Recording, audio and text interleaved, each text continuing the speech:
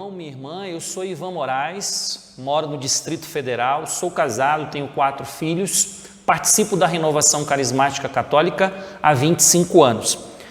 E nós vamos falar um pouquinho sobre a metodologia na formação. E por que falar sobre metodologia na formação? Nós sabemos que existe uma situação que precisa ser melhorada quando a gente fala de formação. Ensinar alguém é um processo de evolução, onde a gente vai tentando adaptar realmente, assim como diz o Catecismo da Igreja, lá no número 25, nós temos que adaptar as nossas palavras à inteligência dos ouvintes. E para que realmente possa dar fruto uma formação, é preciso a gente entender que a gente precisa tentar expandir o conhecimento que nós temos.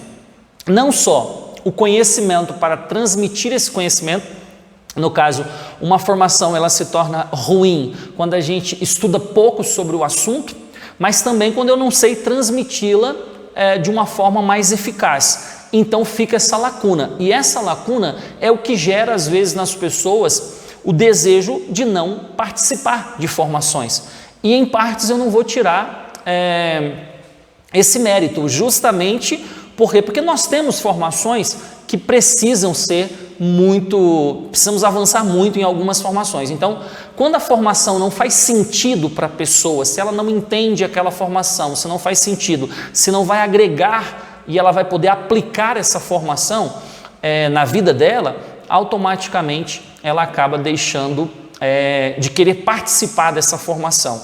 Então, às vezes, é muito fácil a gente transmitir o erro para os outros. Vou dar um exemplo para você entender. Estava em São Paulo e um padre, em uma das homilias, ele pegou e falou para as famílias que estavam na missa: eu queria muito que os seus filhos não fossem para a universidade, porque lá eles vão ser manipulados, vão perder a fé, e foi falando várias situações. Aí eu fiquei pensando, eu discordo completamente desse posicionamento do padre. Se os jovens, quando entram numa universidade e perdem a fé, a culpa é de quem? Nós poderíamos colocar que nós teríamos duas situações aí que foram deficitárias. Tanto a catequese que é oferecida na igreja, quanto a formação dos pais, que são os primeiros catequistas. Então, se em uma universidade existem professores que são bons para tirar a fé desses jovens, nós temos que ser melhores para que possa solidificar. E isso entra a formação. Então, se a gente o que leva as pessoas, às vezes, a não produzir os frutos que deveriam é justamente a falta desta formação de qualidade. E para que a gente tenha uma formação de qualidade, a gente tem que procurar estudar, evoluir, para que realmente os nossos métodos eles sejam mais eficazes. Então eu vou trazer apenas algumas dicas para vocês, vou trabalhar apenas com uma questão, um teórico, que eu uso muito. Eu sou professor de filosofia e teologia e eu uso muito isso nas minhas aulas, e eu já vou explicar e o porquê que eu uso esse tipo de metodologia. Bom, para que realmente a metodologia tenha também uma unção própria do Espírito, nós antes precisamos mergulhar na Palavra de Deus. Aí em Colossenses capítulo 1, versículo 9 e 10 vai dizer assim: por isso, também nós, desde o dia em que o ouvimos, não cessamos de orar por vós e de pedir que sejais levado ao pleno conhecimento da vontade de Deus, com toda a sabedoria e discernimento espiritual. Assim andareis de maneira digna do Senhor, fazendo tudo o que é do seu agrado, dando fruto em boas obras e crescendo no conhecimento de Deus. Então a gente mergulha na espiritualidade, a gente mergulha no conhecimento de Deus. E agora, como nós vamos transmitir? Então eu, por exemplo, participei de uma formação, fui ver a formação de um módulo básico, e não só no módulo básico, mas eu já vi tantas formações dentro do nosso meio, que é apenas a reprodução daquilo que está na apostila. Então pega-se o conteúdo da apostila, joga-se às vezes num slide e apenas leem aquilo que está na apostila. Agora pensa comigo, você tira a pessoa da sua casa para ela ir para uma formação onde você vai ler aquilo que tem na apostila, então ela poderia fazer a leitura em casa dessa apostila e depois faríamos uma formação online só para tirar as dúvidas que possam surgir quando a pessoa faz esse tipo de leitura. Então eu acho que a gente precisa galgar, tirar as pessoas das suas famílias, das suas casas, para ir para uma formação que ela não seja consistente, que ela não vá além daquilo que apenas tem em uma apostila. Se é para a gente ficar lendo aquilo que está na apostila, infelizmente não vai ter motivação nenhuma para essas pessoas, e elas não vão querer voltar. Eu viajo pelo Brasil e eu escuto muitos coordenadores reclamarem disso. Ah, mas as pessoas não querem buscar a formação, o povo é rebelde, não quer a formação. Olha, eu vou dizer uma coisa para vocês, por experiência própria, não só de sala de aula, mas de formação dentro do movimento.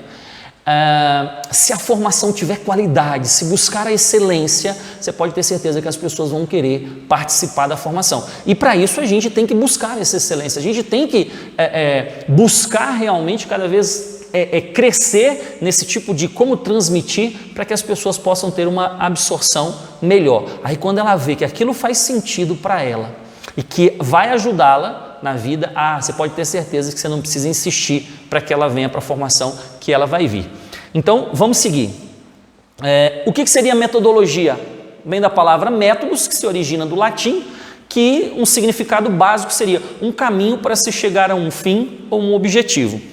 Então, nós temos vários tipos de pessoa. Então, eu vou dar uma formação para catequizandos, eu vou dar uma formação para servos, qual é o nível de escolaridade que nós temos ali, qual o caminho que eu vou usar nessa formação para que ela possa atingir o objetivo.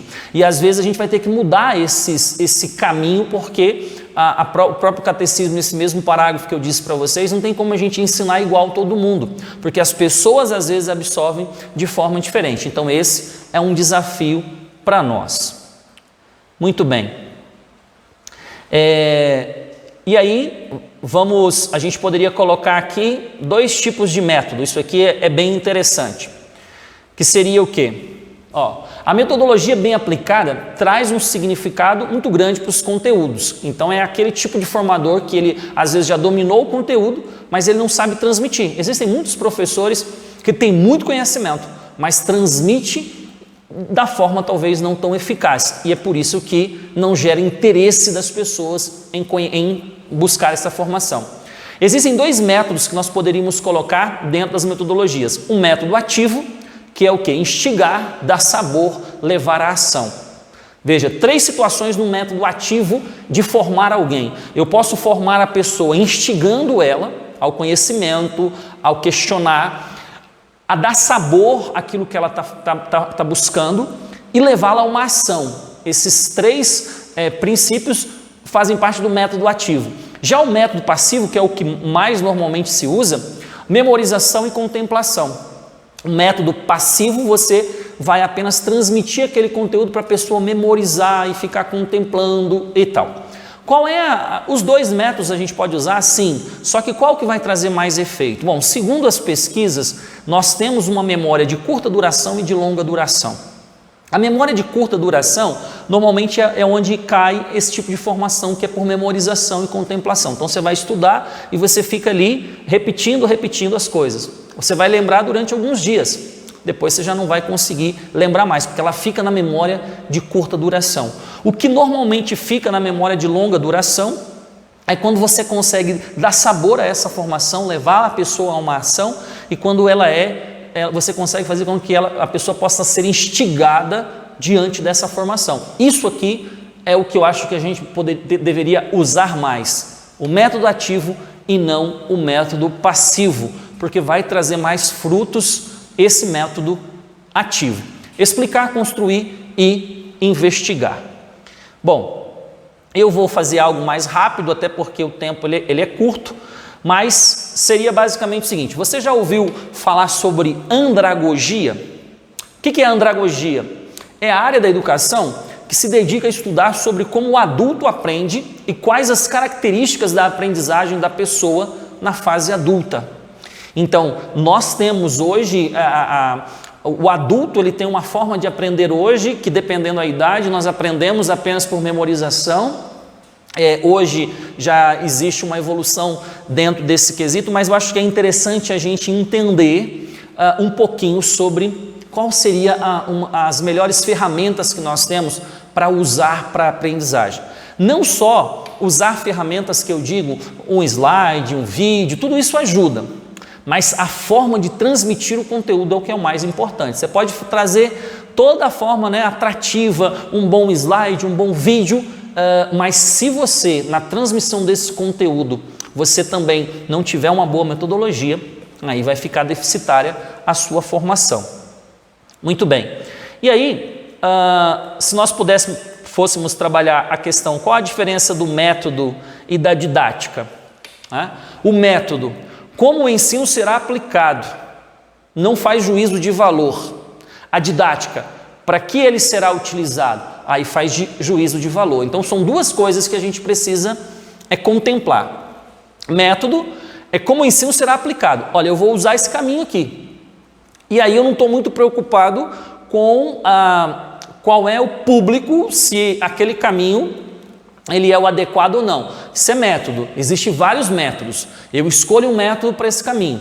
A didática é o questionamento, ou seja, para que ele será utilizado? Aí ele já faz juízo de valor, já vai fazer as críticas. Olha, para esse público aqui, esse método não é eficaz. Por isso que, sabiamente, a igreja vai nos dizer, não tem como a gente formar igual as pessoas.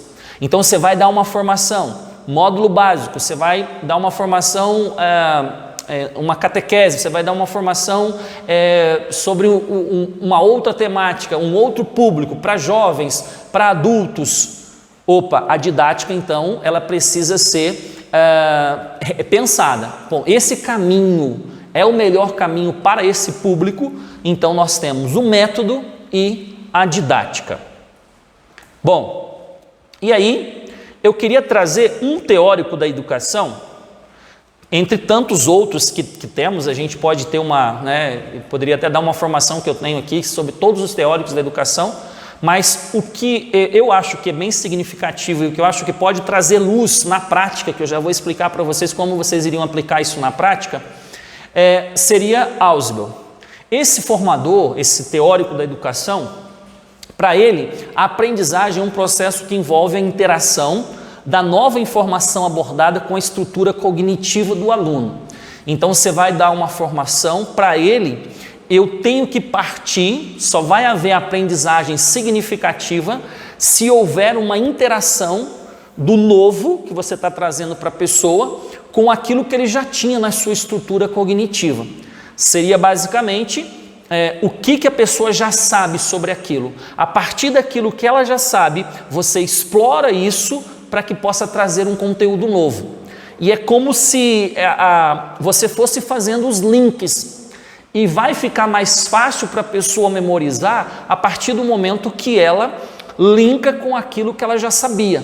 Então ela tinha um conhecimento sobre aquela temática. Quando você vai evoluindo, você vai trazendo algo para acrescentar naquele conhecimento, ampliando o conhecimento dela, automaticamente ela vai lembrar com mais facilidade, talvez vai cair na memória de longa duração, porque vai passar a ter sentido para ela isso. Dessa forma, sempre deve-se considerar o conhecimento prévio que o indivíduo possui como ponto de partida para um novo conhecimento. Vou dar um exemplo. Você vai dar uma formação do módulo sobre carisma. Então, eu particularmente uso muito isso nas minhas aulas, nas formações que eu dou, que é justamente partir daquilo que a pessoa sabe. Então eu começo a perguntar, o que é carisma?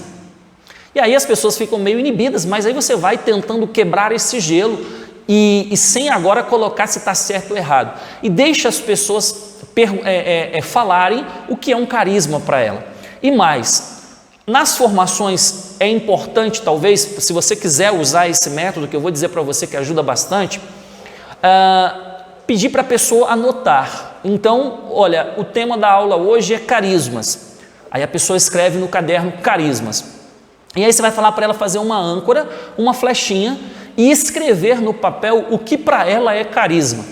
Aí tem gente que fala assim, poxa, mas eu não sei o que é carisma. Aí você vai insistir com ela e fala assim, não, o que vem à sua cabeça, o que você imagina que seja carisma, não importa se está certo ou errado, escreva a definição que você dá para isso. O que você está fazendo? Você está partindo de um conhecimento prévio que o indivíduo possui como ponto de partida. Isso é interessante, porque começa a gerar mais. Você não é aquela formação onde você já chega despejando o conteúdo, mas você começa a instigar a pessoa para que ela tome nota do que ela tinha de conhecimento sobre carisma. Isso é interessante porque depois ela vai começar a puxar outras setinhas, que é o que Ausubel vai dizer como âncoras, que é o conteúdo novo que você está trazendo. E ela vai fazendo como se fosse uma teia de conhecimentos. Olha, ela achava que carisma, por exemplo, ela achava que a cabeça dela, carisma é dom. Mas aí você trouxe que a etimologia da palavra carisma, até de uma forma profana, pode ser chamado até de graça, não no sentido só de graça como dom de Deus, mas uma pessoa graciosa, por exemplo, ela tem carisma. Quando você olha para uma pessoa, você fala assim, poxa, essa pessoa é carismática, ela é graciosa. Então ela já vai trazer lá, ela tinha a ideia de carisma, dom, aí ela já coloca lá graciosa. E aí você vai aprofundando e vai pedindo para que ela também vai tomando nota de quais são as outras âncoras novas que você está trazendo para ela, mas sempre linkado a partir daquilo que ela já tinha como conhecimento. Isso faz com que a formação ela passe a se tornar mais atraente. Por quê? Porque a pessoa, poxa, ela começa a ter uma curiosidade, o que mais que eu vou aprender hoje sobre isso? Veja, é um método simples e que na prática dá para todo mundo fazer, você não precisa ser formado em pedagogia para fazer, basta você ter uma boa vontade e começar a exercitar isso. Nas formações, qualquer temática que você vai fazer, então você vai falar lá sobre identidade. Aí a pessoa anota o que é identidade para ela. Aí a partir do momento que ela escreve, e isso é interessante, o escrever, instigar a pessoa a estar escrevendo, porque veja, nós usamos todas as nossas faculdades, eu não estou só ouvindo, então quando eu estou ouvindo, eu estou vendo e eu estou escrevendo, eu estou usando todas essas faculdades que eu tenho, e isso ajuda a entronização do conteúdo que a pessoa está tendo. Então isso é bem simples, você não precisa fazer algo muito elaborado, trabalhar com âncoras para que possa instigar aquela pessoa que está participando da formação para que isso passe a ter mais sentido para ela. Bom, e aí a aprendizagem ocorre quando a nova informação ancora-se em conceitos ou proposições relevantes, pré-existentes na estrutura cognitiva do aprendiz, ou seja, quando este aluno encontra significado no que ouve. Eu acho que eu fui claro na explicação que eu dei, que é justamente isso aí, ó. É uma nova informação, ele vai usar o termo âncoras. Então seria o quê? Ele tem uma âncora do que ele achava que era, e é engraçado que aí de repente, quando você vai fazendo as âncoras, você vai trazendo o conteúdo para ele, depois quando termina a formação, você vai falar para ele, bom, agora dá uma olhada como é que ficou as suas âncoras. De repente ele vai ver que o raciocínio dele estava certo, mas ampliou e ele aprendeu mais. De repente ele vai ver que não tinha nada a ver a âncora que ele tinha, mas era o conhecimento prévio que ele tinha, e ele vai ver que ao final mudou muita coisa do conhecimento que ele tinha. E de repente pedir para que aquele aprendiz, para que aquele aluno, ele possa escrever, né? E gastar tempo. A gente corre muito com a formação, por isso que não tem qualidade. A gente quer vencer a apostila, esse é o grande erro. Nós queremos pegar um conteúdo e já ir passando rápido e termina, aí depois aí agora não tem outro conteúdo para dar, porque a gente correu com o conteúdo e não teve absorção. Apenas cumprir uma etapa para dizer que foi feito a formação, meu irmão, eu sou totalmente contra. Eu acho que a gente tem que buscar a formação gradativa, sequencial, mudou-se o formador, passa-se aquilo que já foi feito para que as pessoas possam dar continuidade. Mas essa formação, ela precisa usar-se dessa forma para que ela possa ser significativa. Fazer com calma, gastar tempo, não tem problema se a gente vai demorar muito para dar essa formação, mas que ela tenha qualidade. Terminou a aula sobre carisma ou sobre identidade, você pode passar como dever para a pessoa, olha, agora você vai fazer escrever o que você achou daquela aula, o que você aprendeu sobre carisma e tal, instigar a pessoa a esse conhecimento. Então, para isso você precisa dominar bem o conteúdo, ou seja, estudar não só a apostila, mas nós temos o magistério, nós temos a tradição, nós temos tantos meios para a gente melhorar o nosso conhecimento. E isso, e arrumando talvez uma didática ou uma metodologia, usando metodologias apropriadas e uma didática interessante. Eu gosto muito disso aqui. A aula passa a ser dialogal, a gente dá vazão para as pessoas estarem fazendo os questionamentos, e aí você tem que estar preparado para as respostas, porque quanto mais a gente abre para os questionamentos, a gente tem que ter a forma de respondê-la, e ter a humildade de, quando questionado e não saber a resposta, ninguém é obrigado a saber tudo. Você pode falar, olha, eu não tenho essa resposta agora para você, mas eu vou estar pesquisando e vou trazer na próxima aula. Humildade, e não tem problema nenhum, ninguém sabe tudo. Estudou o conteúdo, tem uma metodologia boa, está usando uma didática, nós vamos estar buscando a excelência na formação, porque eu acho que esse é o caminho.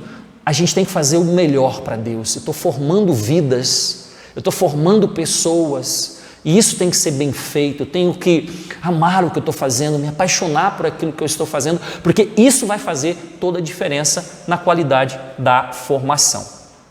Bom, eu acredito que deu para a gente entender basicamente as âncoras. Eu vou até passar essa parte aqui, que é basicamente uma fundamentação maior sobre essa questão de Ausubel, né? Mas eu acho que vocês conseguiram entender. Eu só estou passando, se vocês conseguirem colocar o básico ali, trabalhando dessa forma que eu fui colocando com vocês, veja, você é obrigado a fazer isso? Não, eu estou trazendo uma nova forma, talvez, para ampliar um pouquinho. Eu poderia até ter usado isso no começo da minha formação, pedindo para você escrever, olha, o que é metodologia? O que é didática? E começar a fazer as âncoras com vocês. Mas como o nosso tempo é só 30 minutos, então eu tenho que terminar com vocês. E eu queria terminar usando atitudes pedagógicas de Jesus, mestre para com os seus ouvintes. E é interessante que eu tenho algumas formações que eu dou sobre a pedagogia de Jesus nas escolas, para professores, e eu fui fazendo uma análise de todas as teorias educacionais que existiram até o momento, todos os teóricos da educação, e eu fui vendo que Jesus, que demorou 3 anos e meio formando os seus discípulos, que iam se tornar depois os seus evangelizadores, Jesus usava, em vários momentos, ele usava quase todas as teorias que existem. Ele é o mestre por excelência. E aí, quando eu passo isso nas escolas, eles falam, poxa, eu pego lá desde Vygotsky, eu pego todos os teóricos da educação que nós conhecemos, John Dewey, e todos eles, e aí eu vou passando, e aí eu falo assim, gente, Jesus também usava todos esses métodos, essas didáticas. E aí as pessoas, poxa, aí é mesmo, Jesus era o formador por excelência. E eu procuro usar o exemplo de Jesus. Então, por exemplo, em João 8,32, respeitava sua liberdade, Jesus os deixava livres para aceitar ou rejeitar o que ele dizia, propõe, mas não impõe. Então, o formador que quer impor as coisas, eu acho que a pessoa se fecha quando você chega como detentor do saber e quer impor aquilo para as pessoas. Está na apostila e acabou, não se discute. Gente, isso a pessoa bloqueia, ela se fecha e aí a coisa não caminha. Ele os amava. O amor de Jesus é o reflexo do profundo amor que existe no relacionamento do filho com o pai.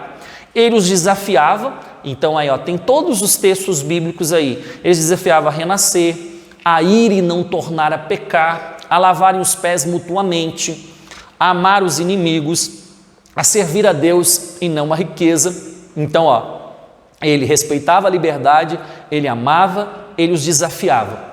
O formador tem que desafiar as pessoas, gerar esse gosto, esse desejo das pessoas buscarem. E eu, quando dou aula nos cursos de teologia que eu dou, nos cursos livres que eu ministro, tanto de filosofia como teologia, eu gosto de fazer vários questionamentos, deixar a cabeça das pessoas fervilhando, porque isso gera um interesse, um desejo delas buscarem o conhecimento. E Jesus fazia isso também.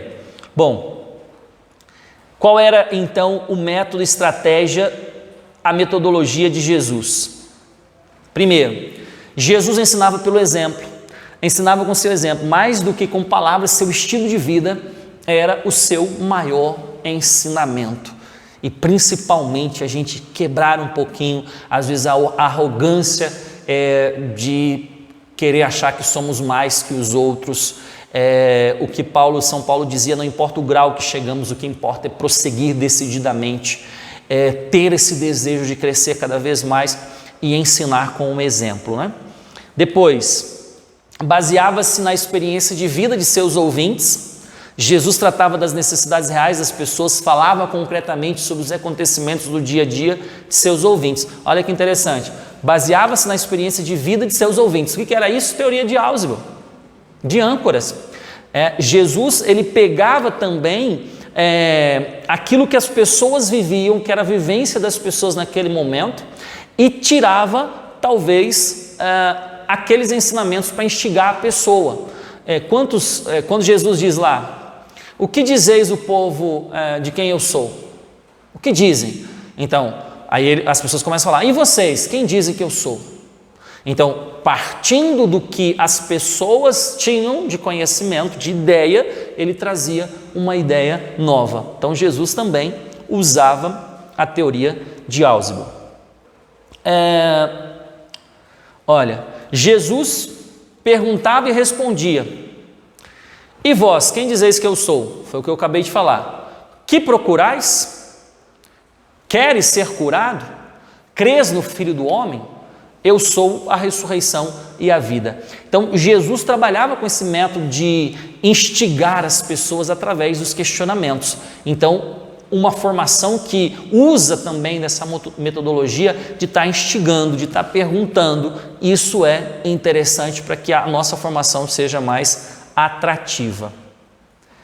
Jesus usava as escrituras hebraicas, Jesus tinha um profundo conhecimento de escrituras, usou a escritura em sua defesa no diálogo com o tentador no deserto, quando o demônio tentou Jesus, ele usava a escritura, então conhecimento também, então nós não desprezamos o conhecimento.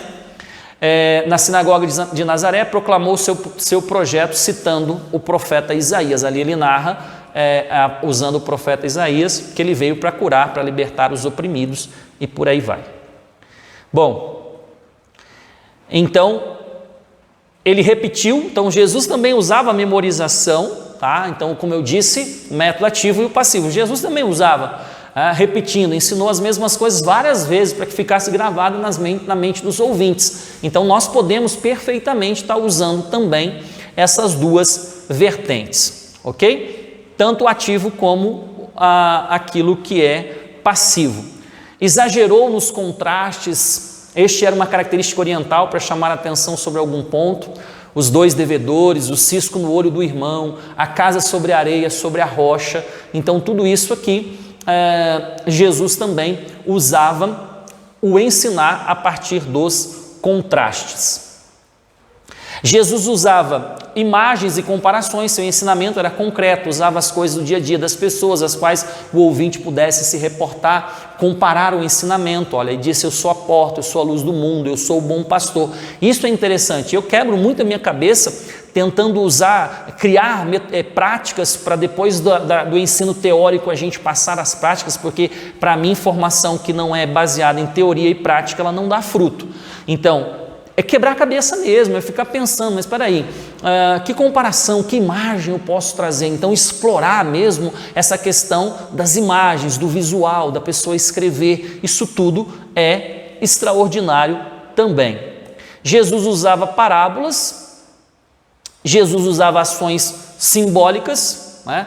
Comparação, cada um tirava a sua conclusão. Então olha quanta riqueza, gente, é que não dá tempo para eu mostrar para vocês aqui onde estão todas as teorias pedagógicas, didáticas e metodológicas nos ensinamentos de Jesus, quando a gente costuma usar. Jesus usava a ação simbólica da inversão, mestre, servidor e por aí vai.